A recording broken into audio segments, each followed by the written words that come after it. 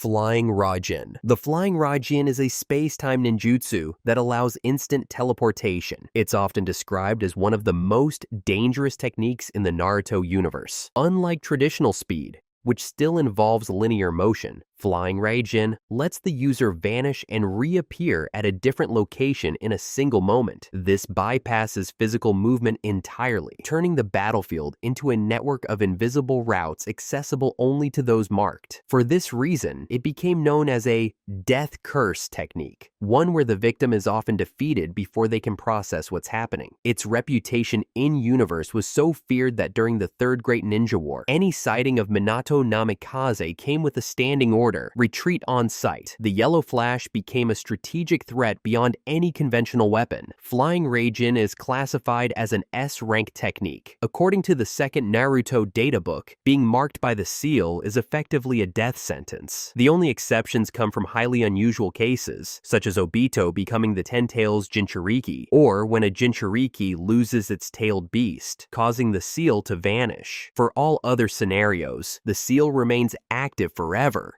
even after the user's death. This permanence adds long-term strategic value, as the marks continue to serve as teleport anchors long after battle. The technique's core mechanics are simple, but demand advanced sensory skill and sealing knowledge. To use it, the shinobi must apply a special space-time seal to a target. This can be a kunai, a building, a person, or any object. The user can then teleport to that seal at any time, from any distance, without delay. They can also bring other people or objects with them, as long as chakra is connected or the target has been marked. Despite its power, Flying Raijin has limitations. If too many markers are placed close together, the user might teleport to the wrong one. This creates a high risk in chaotic environments. The user must also possess refined chakra control and strong sensory abilities to avoid targeting errors. This weakness is particularly evident in Boruto's early mastery, where his teleportation faltered due to overlapping markers. The true strength of Flying Raijin lies not only in raw speed, but in its tactical applications. Users can place markers ahead of time on objects, allies, or terrain, transforming the battlefield into a personal transport grid. Predicting enemy movement and exploiting environmental layout allow users to move unpredictably and strike from impossible angles. The jutsu becomes a tool for deception, feints, rescues, and rapid repositioning. Flying Raijin amplifies a shinobi's intelligence. It demands spatial awareness, planning, and split-second execution. During the Third Great Ninja War, Minato placed markers across an entire battlefield before engaging Iwagakure forces. The technique also connects closely with the development of sealing arts and chakra perception. Only those who can sense chakra signatures across distances can effectively track their own markers. This is why Tobirama, a master of sensory jutsu, was able to detect chakra from multiple nations away even after death. His control over space-time applications came from a deep foundation in sensory discipline. This highlights another core truth. Flying Raijin demands intelligence before power. It's not a technique that rewards brute force. It rewards reading the field, anticipating movement, and understanding enemy jutsu on the fly. Minato's strategy in placing markers was not random. He selected rooftops, watchtowers, alleyways, and entry points, areas likely to be involved in battle. Each placement was a calculation. Boruto's experience further reinforces this. Despite inheriting the technique, he initially struggled with accuracy. He marked his accessories, pins, sword, shuriken, to differentiate between markers through familiarity. His sensory range was limited compared to Minato, so he needed visual and tactile anchors to focus. Even after 7 years of alternative timeline training, Boruto still needed to perform the confrontation seal before teleportation. The technique remained functional, but inefficient in real combat. The contrast between Minato, Tobirama, and Boruto outlines the evolution of Flying Raijin. Tobirama forged it during wartime chaos, as a tool of sudden engagement and assassination. Minato refined it into a battlefield control system that combined barrier techniques and teleportation. Boruto inherits it in a world where high-level threats like code require flexibility, yet his limitations show that the jutsu cannot compensate for lack of preparation. The jutsu's fear factor is rooted in its ability to erase reaction time. Against a Flying Raijin user, traditional combat instincts are irrelevant. Sharing and prediction, speed-based counters, even defensive barriers. None of them matter if the opponent isn't where you expect them to be. That's why it earned its legendary status. We've just scratched the surface of what makes Flying Raijin a god-tier ability. Interesting, right? Here, we don't just watch anime. We live every character, every story, every emotion. Don't miss out on exclusive content and fresh takes you won't find anywhere else. Hit that subscribe button now and become part of the most passionate and creative anime community out there. Thanks for the support. This journey wouldn't be the same without you. Next, Minato Namikaze.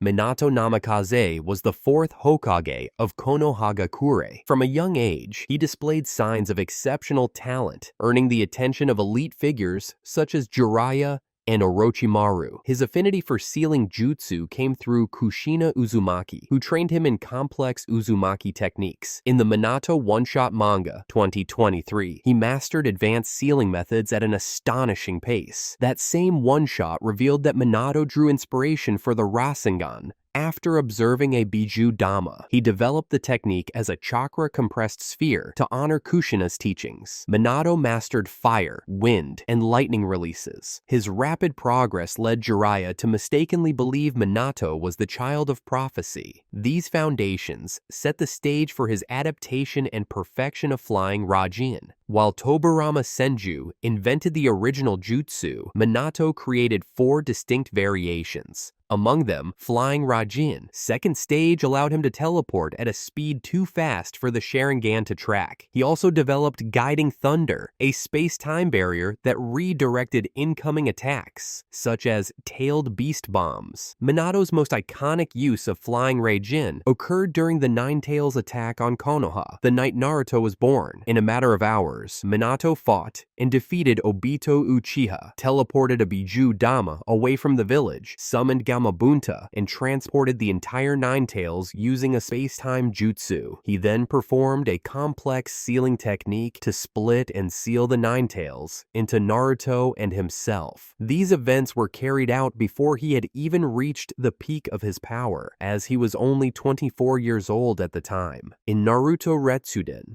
Naruto remarks that if Minato had survived, he would have surpassed even Naruto himself, who possessed both halves of Kurama and chakra from all 9 Biju. This speaks to Minato's sealing as a shinobi. During the Third Great Ninja War, he gained the Flee on Sight order after he decimated an entire Iwagakure battalion by using a network of pre-placed kunai.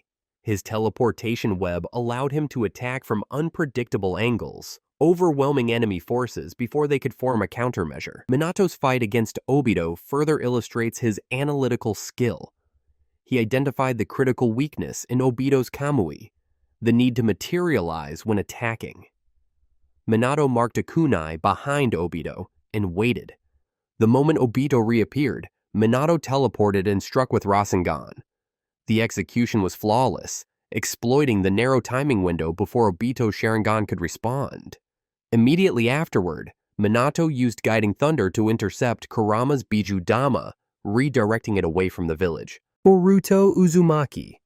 Boruto Uzumaki is the grandson of Minato and the son of Naruto. From a young age, he showed remarkable talent in learning ninjutsu. He mastered lightning, wind, and water releases before many of his peers had a second chakra nature. Kakashi and Sasuke both noted his intelligence, comparing his potential to Minato's. However, Boruto's rapid learning came with a major flaw, which slowed his mastery in the long run. His journey with Flying Raijin reflects this imbalance. According to Boruto, 2 Blue Vortex, Boruto first encountered a version of himself from an alternate timeline who had taken 7 years to fully master the jutsu. Under the guidance of Sasuke and Kashin Koji, Boruto began training with this space-time technique. To overcome the challenge of distinguishing between closely placed markers, Boruto marked a variety of personalized accessories such as Sasuke's sword, unique shuriken, a sunflower-shaped pin, and triangle-shaped metal pieces. These custom markers served two purposes. First, they were visually distinct, helping him picture each target clearly. Second, they reduced teleportation errors caused by overlapping chakra signatures. This method was crucial because Boruto's sensory abilities were still underdeveloped compared to past Flying Raijin users. His most notable use of Flying Raijin occurred in Two Blue Vortex Chapter 4. During his battle with Code, Boruto was physically outmatched, but he used Flying Raijin to evade Code's attacks by teleporting between the custom markers embedded in his gear. The shifting positions confused Code's targeting, allowing Boruto to reposition and land a Rasengan counter. This approach required real-time analysis. Boruto predicted Code's movements and placed markers strategically for mid-fight use. Although Boruto still needed to use the Seal of Confrontation and focus for a few seconds before teleporting, the execution was precise enough to interrupt Code's assault. These tactics reflected his efforts to compensate for weaknesses pointed out by Sasuke during earlier training. Despite learning from one of the most powerful shinobi alive, Boruto remained far from Minato's level. He couldn't teleport instantly. He relied on seals and focus time. Yet at only 15 years old, he became the youngest known user of Flying Raijin. According to Kashin Koji, it took 7 years for Boruto to eliminate his flaws in one possible future. Whether he will surpass Minato remains uncertain, but his foundation shows high potential if nurtured correctly. Genma Shiranui. Genma Shiranui served as a member of the Hokage Guard Squad under Minato's leadership. Though he held the rank of Special Jonin, he was not a conventional high-ranking ninja. Special Jonin are shinobi, with one highly refined skill, rather than general expertise across multiple areas. In Genma's case, this specialty was tactical combat support, which earned him a role among Konoha's elite protectors. As a child, he survived a direct encounter with the 7 ninja swordsmen of the Mist, only escaping death thanks to Might Dai opening the 8th gate. Genma used a variant of Flying Raijin that required teamwork. Alongside Reido and Iwashi, he formed a 3-man formation using a chakra-sharing method centered on a sealing circle.